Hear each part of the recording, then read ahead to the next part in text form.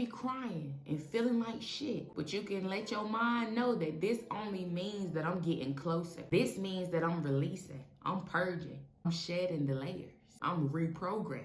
So allow yourself to cry, allow yourself to feel. Just be mindful of the definition, what you tell yourself it means. Because a lot of the times when we feel sad and we crying, we like to tell ourselves it means that we're failing and something wrong and I'm behind and what I need to fix and nothing's working. No, that's what keeps you in the loop. That's what keeps you there. So you can cry, you can feel it.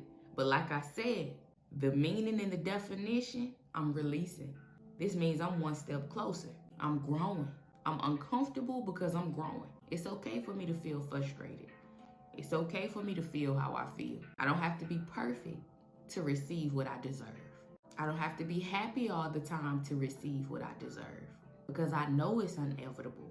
It's inevitable because I exist, because I am God in the flesh.